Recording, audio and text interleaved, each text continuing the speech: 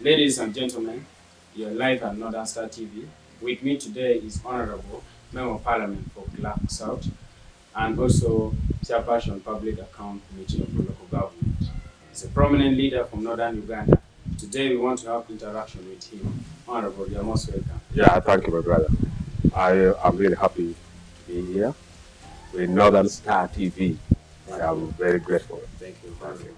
Yeah, today we are going to be looking at today, as in this show, Corridor of Power, we are going to be looking into the issues from Northern Uganda. One of the particular issues is that, Honorable, last week in the floor of Parliament, you raised a very critical issue on one investors that has come to Amuru and they are giving him a forest. So you raise it as a matter of importance in the floor of Parliament. We want to understand how this started and what is the implication of this to the people of Amuru. Yeah, thank you so much, my younger brother. You know, in Acholi sub-region and Northern Uganda, land is very important. And currently, many people are looking at the land, especially in Acholi, as if it is vacant, it is free, and is ready for crop by any individuals. Recently, we didn't realize, and from nowhere we discovered that the National Forest Authority have given the community land in Amuru sub-county, a place called Uchiri, which is measuring about 2,000 hectares, at a place called Godweno in Guruguru, at a place called Labala in Pabo, and Kilak Hill in Togo. In total, the National Forest Authority have given 20,591 hectares to that individuals. I recall that white man wanted to meet me many months ago. He was calling me, I used to dodge him. And then of recent, I decided to go and meet him. And when I met him, the man called Peter Skoff from Germany, he explained to me clearly that the National Forest Authority have given him that land. And he wanted to do, one, to grow coffee, and two, to plant macadamia. He told me that right now he has got the market for those crops in America and Europe. And then when he explained to me, I told him clearly that, Mr. Peter Skoff, you must be getting mistaken. That land does not belong to National Forest Authority. And the truth of the matter is, the National Forest Authority, they have never reached that area. And they have never done anything in that area. What they went and showed the community that the land was gazetted in 1968. In 1968, and they say the community is true, they were not aware, but that land belongs to National Forest Authority. And I told the man that you are really not serious. The land does not belong to you. And then, of recent, the man bought these iPads. They trained the youth with the help of the chairman of LC5 and other local leaders in the world. They trained the youth and they started registering the community, home by home, village by village. And when they go to register, they have to make sure that they register the individuals and the dead bodies. The chairman LC5 of Amuru told the white man that actually, when you are transferred, when our people are going to be evicted, the most important thing is the grave. So they need to exhume the grave and they transfer together with the grave. and in fact, I discovered that these guys are not serious and they are thieves. And on Thursday, I had to put government into very serious order. I asked the Prime Minister of Uganda to explain why the National Forest Authority decided to give this land, about 20,000 hectares, to an individual. And I put the Prime Minister into task to tell us, because someone cannot fly from Germany, come to Uganda and direct it straight to Amuru. I told the Prime Minister that this is unacceptable. Why is it they are giving that chunk of land to an individual? Now they are making our people scared, intimidating our community, and people do not know the future of their land. And then I am really grateful for the response of the Prime Minister. The Prime Minister stated clearly that upon the rationalization process that was held in Parliament, now National Forest Authority does not exist.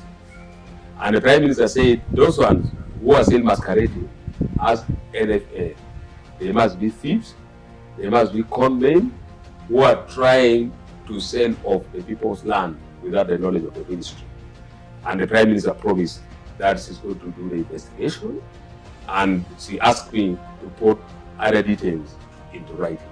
We have seen the LC5 get involved in training the youth and giving the tablet to the white man. According to maybe the information you have got, was this discussed in a council, and that resolution was presented to a council meeting where the LC5 is the chair? We want to understand, because someone cannot come without the district executive leadership, and we want to understand if the councillors are aware and how the process started right from the local government. According to the district council, I met all the district councillors of Amuru. They told me clearly that they are not aware of anything. And even the district executive committee did not sit and resolve and agreed that the registration of people should go on. And even the district councillors were still learning from me, and they were kept at the dark. They were very clear about what is going on. Yeah, Honorable, we have seen opposition member of parliament from Techo sub-region been demonstrating, and even the party president for democratic change, Muriat, has been arrested for the demonstration of no cow, no vote. We have seen you some months ago with your colleagues, member of parliament from Acholi sub-region, petitioning the parliament and the speaker over the delayed compensation of cattle in Acholi. What do you borrow from the Teso opposition member of parliament, their move of yesterday by one? I would like to appreciate the members of parliament from Teso and the party president for APC. You know, the issues of compensation, now government is turning it political. Wherever election is near, you see government trying to come, telling people to fill forms, raising hope of the individuals that the compensation is going to be done. But after the election, the issue normally goes silent. I recall now 20 years down the road, the Acholi community have been claiming about the cattle compensation. In fact, government has done nothing concrete. What government is doing is trying to give the peace bill. The other payment that was done, you find an individual getting 200,000, 150,000, yet from Parliament, we agreed that per cow should be paid 1,050,000. Now you ask, giving 200,000 to an individual, that 200 for what? So the issue of compensation, I think government is taking people of northern Uganda and Teso sub-region just for a right. That's why I am extremely happy for what those guys have done.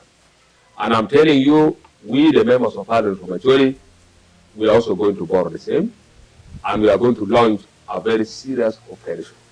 I recall some 2 months ago, when I spoke to the claimants, you could see how somebody is suffering. Someone has already reached the age of 70, 80, many people are dying, still claiming for the cattle compensation, and government does not care. So we really feel that government is not serious as far as compensation is concerned. Yet the money needed is less than 500 billion to complete all the compensation for both Teso, now, and Acholi. Can government really spare that money and clear once and for all? In Parliament, we were giving money to an individual. Example, in the last budget, we gave about 300 billion to local construction, just to an individual, 300 billion. We gave to attack sugar, more than 200 billion. So can really government consider the group of individuals like the claimants who have been suffering for all this long? So government is not all that risky. Since they have really done it, and we saw they were arrested, to me I feel such kind of arrest is just intimidation. They want to scare people. And I call upon people of Teso never get scared. You have to be bold and demand for what is due for you. We are going to board the lead. We, the leaders of Acholi, I think very soon we are going to launch our serious move. Let the government come in and explain to us if they're interested in compensating up and completing the promises.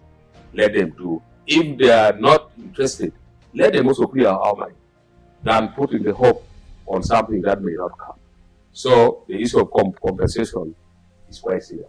And also for us in Acholi, we are the people who suffered the most. We live in camps for more than 50 years. Our people suffered. Many people lost their arms, their properties. Many people were killed. They're actually here. And if need be, the first compensation should start from Acholi and Lango. At least the Acholi and Lango are people who suffered the most. They did not suffer compared to the Acholi and Lango. So we really feel that what the Teso people are doing is quite very good, and I pray that all the regions should do the same, especially for some of us who come from the other people. Even West Nile, sometimes I had them claim it. So let government really consider than wasting a lot of resources, giving to an individual, yet the real people who are supposed to get those resources are just dying, are suffering, and government is not caring much about it. Joining NRM as per now, I would like to call them those are schemers, people who are going with personal, selfish interest. And those who are joining NRM as per now, generally, they are the people who have terrible pressure in their constituencies. They are going with the target that NRM may help them, one, with money, and two, NRM may help them by not fronting NRM candidate against them. Those are people who are just schemers. They are just going out of the press. And you know, the beauty of it in northern Uganda, and the history is very clear. None has ever joined NRM and went for election and succeeded. It has never happened in northern Uganda. Let me give an example. I recall when the late Speaker Jacob Olanya defected from UPC to NRM. He went and contested in Amuru. He lost completely. My brother Bernard Ateko from Arua, he defected from FDC and contested immediately. He lost seriously. Honorable Minister Beatrice Adwa, he defected from FDC and joined NRM. He lost completely. Lutoromoi, the lists are endless. Therefore, people of northern Uganda are not stupid. You join now, you want to contest. And some of them, they now claim that they want to be the flag bearer. And many of them are now urging the NRM to give them the flag as a sole candidate. To me, I feel that is quite nonsense, and that is diminishing the current people who are in NRM. You know, there's a tendency from some of us in the opposition. We feel that if we join NRM, you think that those who are in NRM are stupid. You think that you are more brighter than any of them who are in NRM. Not knowing that many people who are in NRM, they incurred a lot of insult. They suffered for the party, they were insulted, they were abused, many things happened unto them. And for you, you come now, you think that you are very clever and you wanted to take charge of the party. So to me, in a humanitarian ground, I even don't feel happy seeing our people being denied their rights. And what is going on right now, I call upon NRM leaders to be more careful, because it looks as if they are trying to abandon the original NRM. They are now shifting their target onto some of us who are still new. So now, you abandon your home people, you abandon your roots, you abandon your background.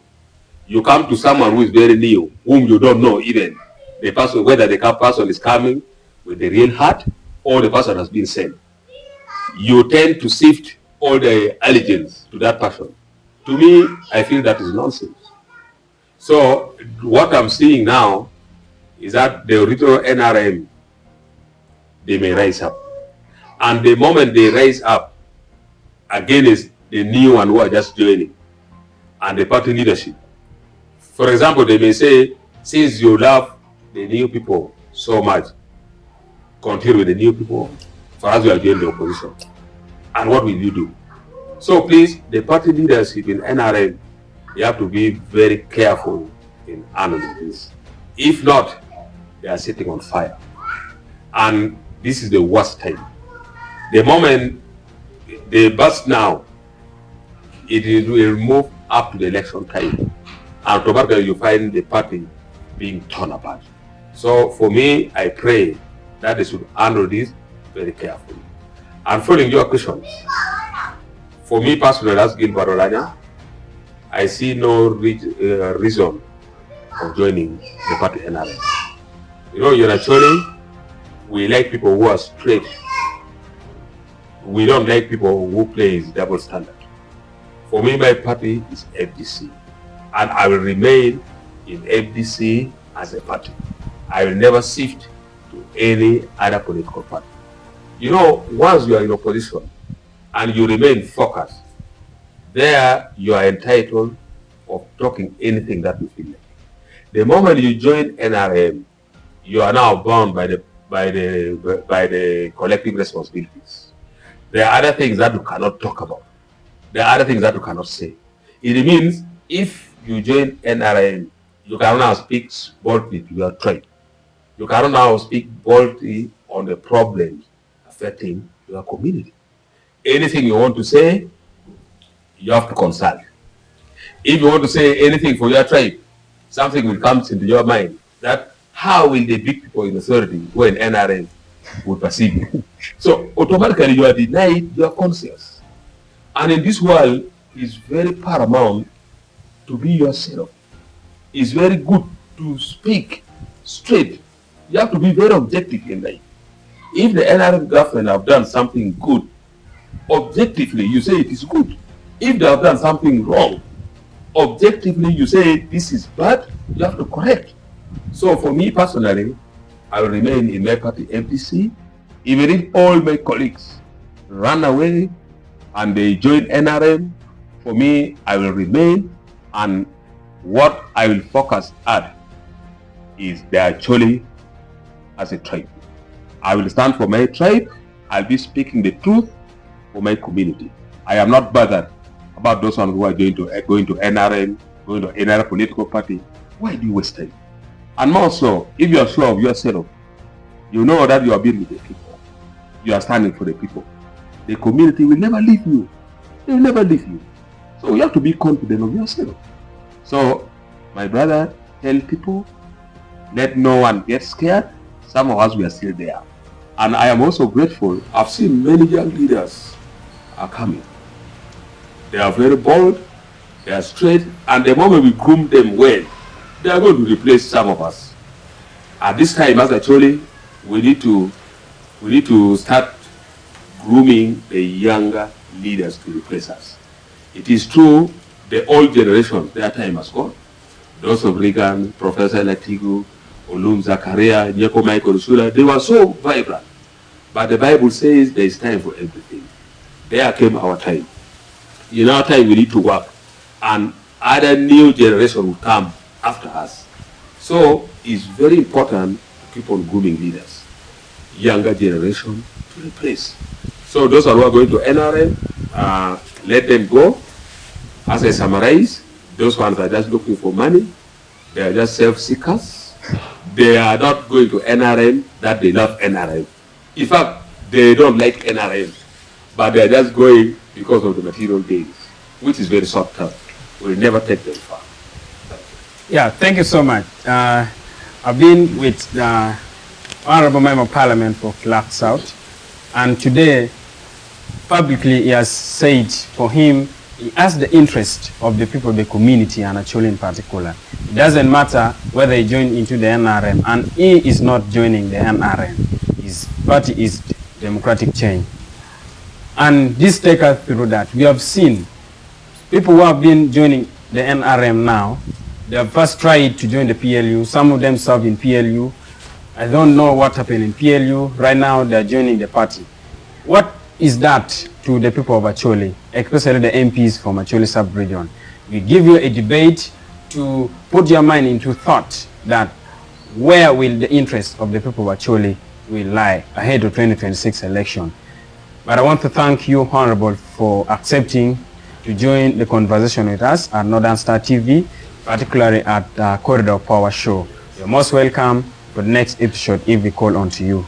Thank you so much. Thank you so much, my younger brother. I would like to appreciate the Northern Star on the Corridor of Power. Yeah. I'm telling you, your television nowadays is trending, and I can predict in some few months to come, you are going to override all other media online in this country.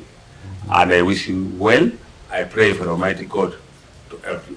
And wherever you call me, I pledge I'll be in your maximum support to make sure that you will really attain your dream. Thank you. In this world, information is key. Yeah.